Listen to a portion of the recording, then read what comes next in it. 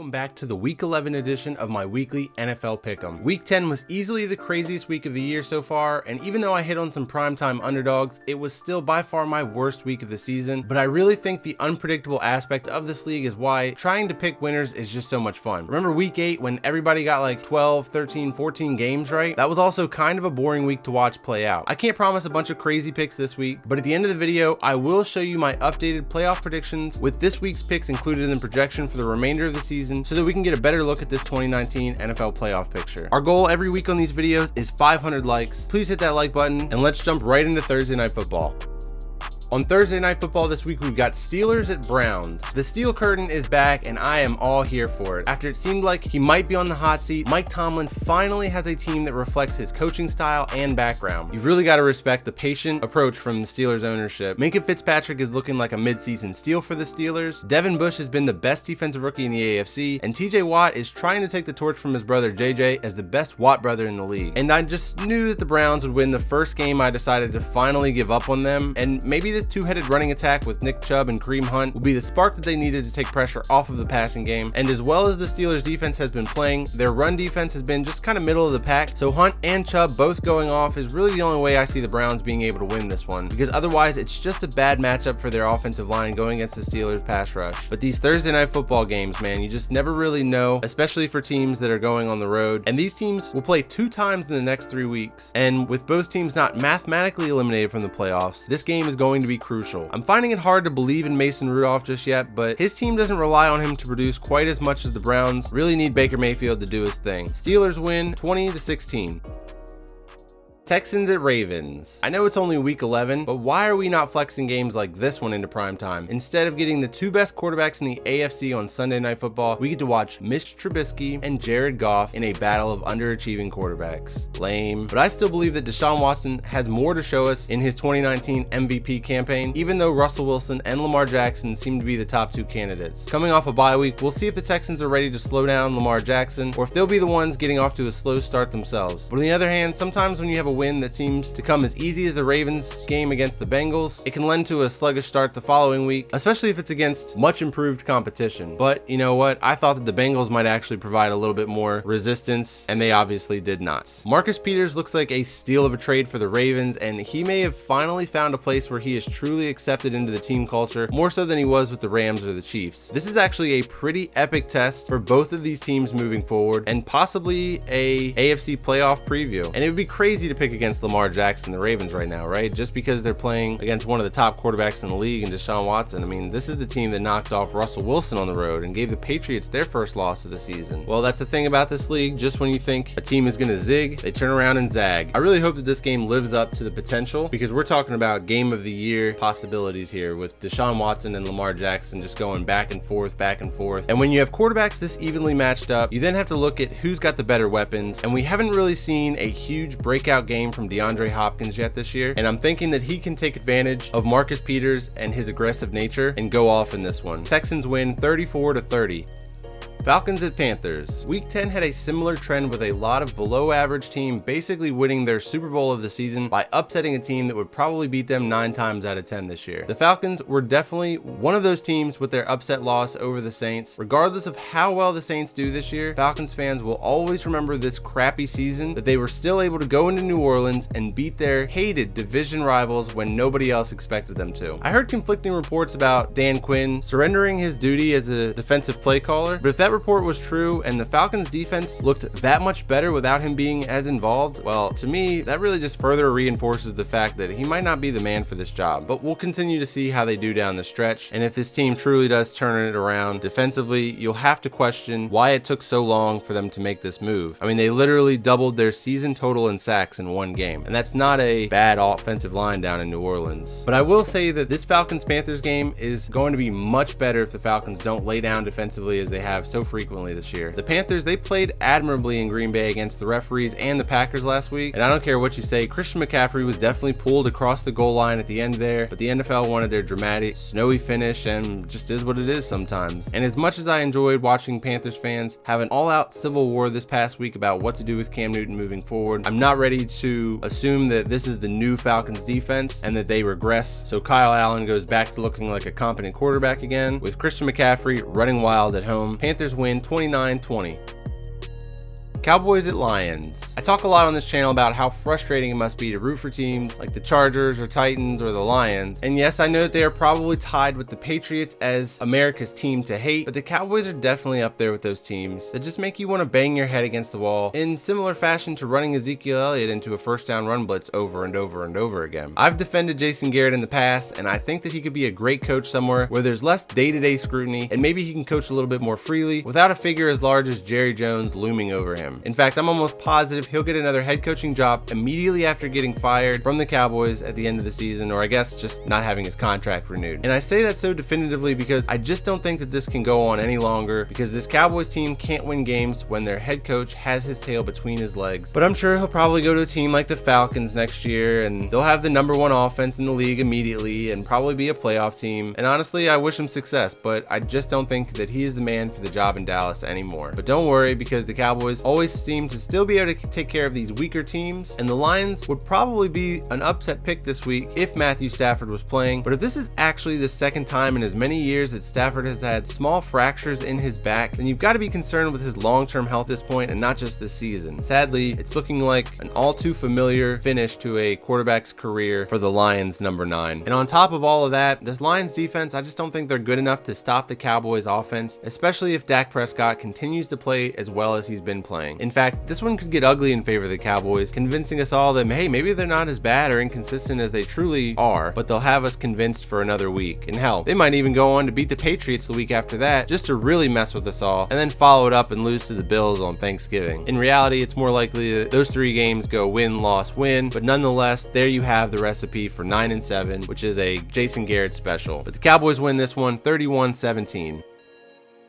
I want to take a break to thank the sponsor of this weekly NFL Pick'em, Overlay Fantasy Sports. It's getting close to that time of year now where your fantasy football teams are either in the playoff race or you're just setting your roster so you don't give free wins away. But there's still a chance for you to win some money this year on this new daily fantasy sports platform from Overlay Fantasy Sports. This start or sit-'em scenario game is a lot of fun to play each week, and it doesn't require a lot of time or energy to analyze matchups or rankings or anything like that. It's a simple start or sit-'em game where you pick who you think is going to do better based on their predetermined matchups. So not only is it super simple and easy to start, it's also really affordable. They've got $2.50 groups that you can jump in. They've also got a pretty easy to use app in the App Store, or you can use your computer browser at overlaydfs.com. I'll leave a link in the description and a link in the pinned comment along with all the timestamps of all these picks. Once again, another shout out to Overlay Fantasy Sports. I appreciate having a legit sponsor to help me make these videos for you guys each and every week. Let's get back to week 11.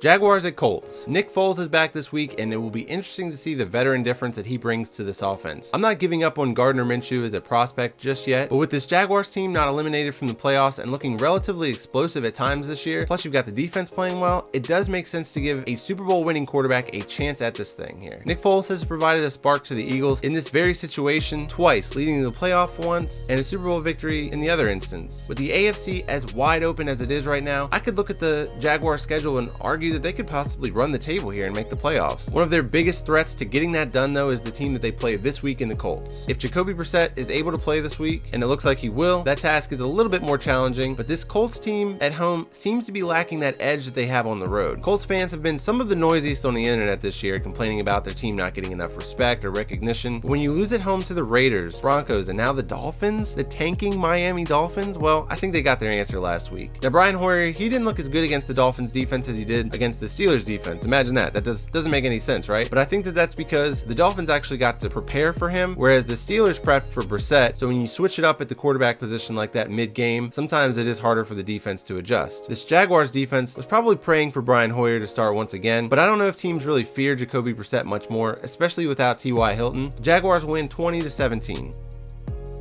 Bills at Dolphins. Bills fans are another passionate group of people that don't appreciate the lack of respect that they've gotten thus far, but when they face rosters more talented than them, they've really struggled. Even the Browns, who've been beating themselves on the regular, found a way to beat themselves once again and beat the Bills on the same day. A lot of people questioned how I only gave the Bills a couple more wins in my mid-season predictions. Well, games like the Browns one are a reason why. And if you think that this week against the Dolphins is an easy victory, think again, because this team is playing hard and surprising people now. But other than the Dolphins, Broncos, and Jets, the Bills would probably lose lose every other game left on their schedule. That will give them 9 wins. I predicted 8, but to me 9 feels optimistic that they won't drop at least one of those 3. But I guess you could argue it's pessimistic that they won't upset another one of these teams on the schedule. A few weeks ago, I told you guys that the Dolphins are going to accidentally win some games this year, and how they might even win 2 or 3 more at this rate. But it still feels slightly irresponsible to pick the Dolphins to win a game, although this is definitely a winnable one for them. And I want to bring attention to this guy who made this crazy comment last week that the Dolphins were going to run the table, and I had a nice laugh about it at the time, but I felt like I needed to give him some credit just in case this actually happens, but it won't. Bills win 20-19.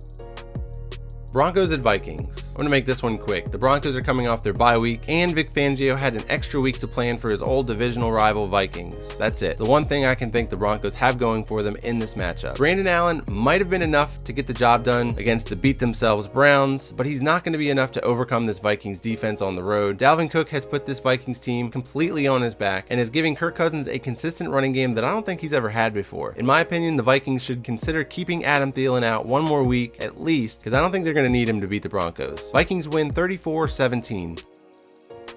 Saints at Buccaneers. Just when I was ready to climb all aboard the Saints bandwagon, they go and lay an egg like that. These divisional rivalry games are no joke. It's literally an any given Sunday scenario, especially when both coaching staffs have been in place for a number of years and have experience facing off. Luckily for the Saints, the Buccaneers coaching staff is all brand new, and their first experience against the Saints was not a particularly good one. The hot and cold performances from this Buccaneers team drives me wild just trying to predict. I can only imagine how it makes the fans feel. And I'm not talking about hot and cold from game to game. I'm talking about hot and cold from drive to drive, play to play maybe even. It seems like you don't know if this team's going to throw a 75-yard touchdown pass or have some kind of ridiculous fumble or interception from Jameis on any given drive. It's literally feast or famine each time, but I think that that's just really the way that this quarterback plays. I'm not sure what happened with the Saints protection scheme last week against the Falcons, but hopefully for Drew Brees' sake, it's an issue that they can resolve within a week, because the NFL sack leader Shaquille Barrett will be lining up on the other side of the field on Sunday. I did mention earlier this season that I was concerned about the transition back to Drew Brees not being as efficient for this team overall as you might think, but I'm not ready to declare any kind of state of emergency here. Now, if the Saints come out and struggle to the same degree as they did against the Falcons, then I might be a little bit more worried about this Saints team suffering from some complacency. Now that Drew Brees is back, maybe some of the guys think that they don't have to play as hard as they did to win as they did when Teddy Bridgewater was the quarterback. But in this one, I've got the Saints pulling it out 28-23.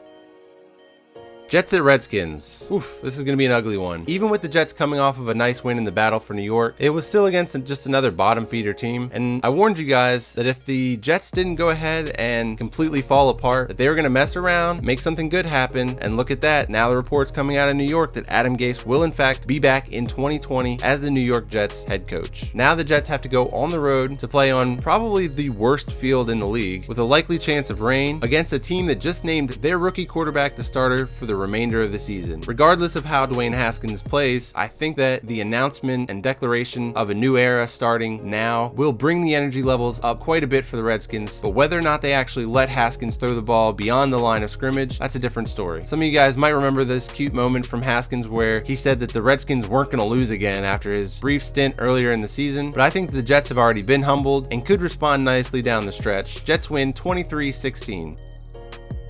Cardinals at 49ers. Didn't these two teams just play on Halloween? It's always really weird to me when the schedule makers put two division rivalry games within a 3 or 4 week stretch. I feel like they should be really spread out, like an early season to a mid to late season matchup or something. Let these teams develop and grow and use each other as a barometer to see the improvement that they've made. At least give them 5 weeks in between the matchups. I think the Cardinals are at a real disadvantage here because they played surprisingly well in that game all the way up until the end, and now you've got the 49ers real pissed off after losing their first game of the season, and this one has real ugly potential. It's going to depend on how physically beat up and worn out this 49ers team is from basically playing 5 quarters of football on Monday night, so it's going to be a shorter week for them with an extra quarter of football. After looking really good against this Cardinals secondary in their first matchup, Jimmy Garoppolo is probably glad to see them back on the schedule so soon, and even though the wide receivers have to take a large part of the blame for their passing struggles last week against the Seahawks, Jimmy G did not look as sharp as he has or as sharp as he will need to look down the stretch. Remember, this is still a pretty young quarterback with not a lot of big game experience, but I'm sure that this will be a get right game for the 49ers offense. 49ers win 38-24.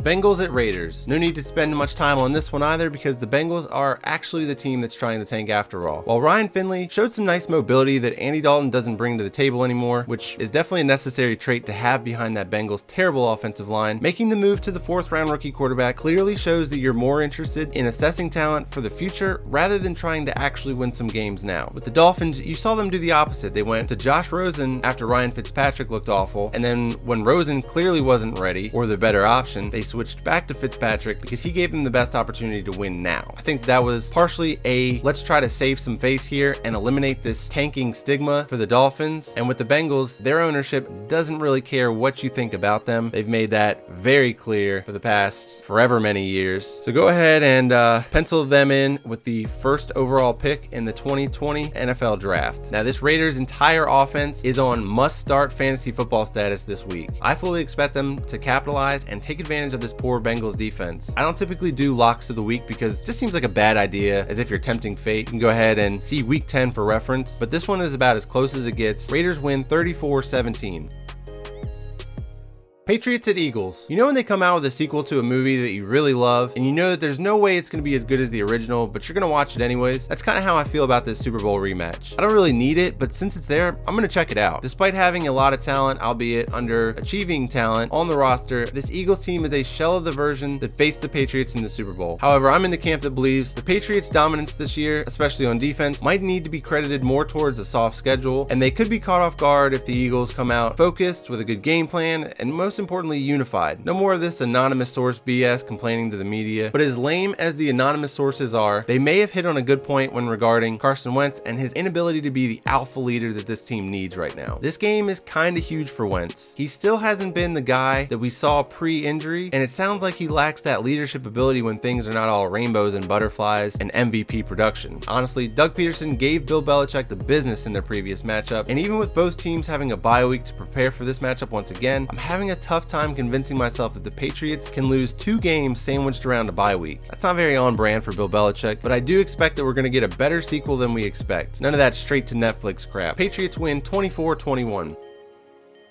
And then on Sunday Night Football, we've got Bears at Rams. Seriously, guys, the NFL is out here flexing the Packers and 49ers game next week into Sunday Night Football, which the refs are going to have a real hard time deciding who they want to win that one, by the way. But they couldn't go ahead and flex this one out while they were at it. I mean, this matchup is so 2018. It's actually pretty crazy how far these two teams have fallen off in just 1 year. The matchup between these two in Chicago last year was an awesome, hard-nosed, classic cold weather football game. But this time around, most of us are going to be watching from a place where the temperature outside is closer to emulating their 2018 matchup, while these guys are going to be playing in some damn Pro Bowl weather. The biggest difference between these two teams and their 2018 counterparts is definitely the production that they're getting from the quarterback position. I mean, Mitch Trubisky barely outperformed Jeff Driscoll last week, and Jared Goff has been so bad that the Rams let Blake Bortles and their punter throw it out there for some quote-unquote trick plays. It's actually sad to see things spiral so far out of control for these two offenses. At least the Bears haven't given their quarterback a long-term deal yet, but the Rams, they're stuck with their guy. And I know that most of the Rams' struggles stem from their offensive line, but they don't really even have any cap space to address that in the offseason. I guess if Andrew Whitworth retires, which he probably should have done after the Super Bowl, that might free up some space for them, but Sean McVay is looking very rigid in his offensive game plan and doesn't seem to accept the fact that his offensive line is holding this entire team back and changing things accordingly. I really don't want to have to pick a winner in this game, especially because so many people seem to be picking the Bears in this one. The loser of this game can basically kiss the playoffs goodbye, especially if they continue to look as poorly as they have in the past few weeks. You guys probably know that when I'm split on a pick like this, I always lean towards the home team. So that's what I'm going to do here. The NFL needs LA to have a relevant football team, and with Jared Goff locked in for a few years, I wouldn't be surprised to see them catch a few breaks from the refs and lock up that W and keep their season alive. Rams win 24-19.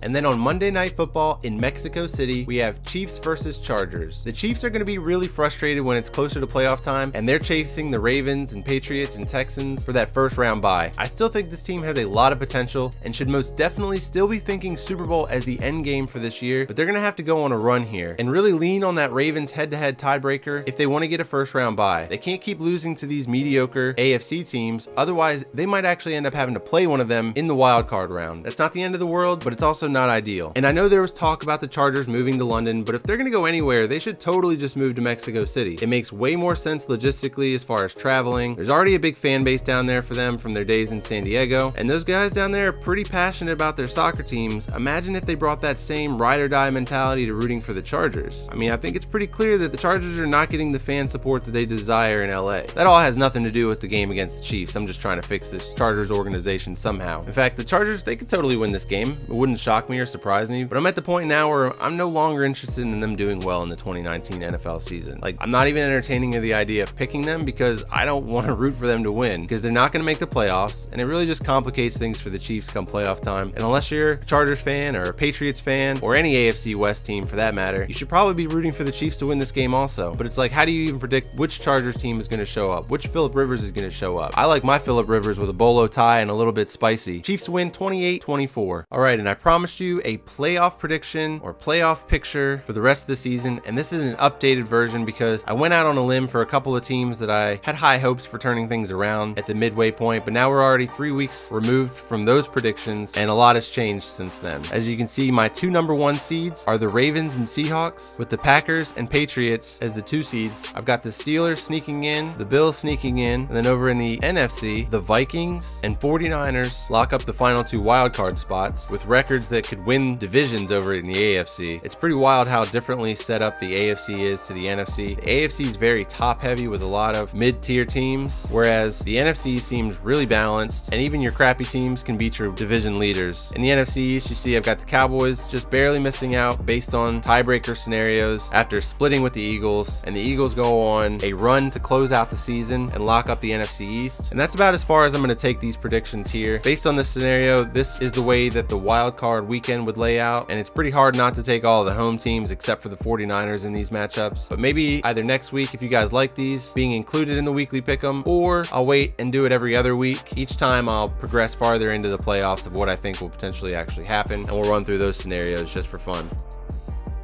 All right, and now let's move on and do a recap of the Week 10 Pigskin Pick'em. I did terribly, only got 5 games right. I actually got 6, but I was so caught up in finishing that video last week that I actually forgot to enter in my picks on the website and lost out on my Raiders pick on Thursday Night Football. But it looks like I wasn't the only person that had a rough week, with the top picks only having 8 games right. On a normal week, that's a bad result. But in Week 10, that gets you a 5-way tie for first place. And then if you look at our overall leaders here, I'm ranked 54th with 84 picks, but then we've got Eridon, who still has not commented and let me know how to pronounce that name, but we'll just keep rolling with Eridon in first place with 95. Then we've got Zeke 1369 with 94 and Benny J with 93. So the top of the board there is pretty tight. Keep up the good work, guys. Don't forget to hit the like button. Thank you guys all so much for watching, liking, commenting, subscribing, all that good stuff. Good luck to your teams this week, and I will see you all in the next video.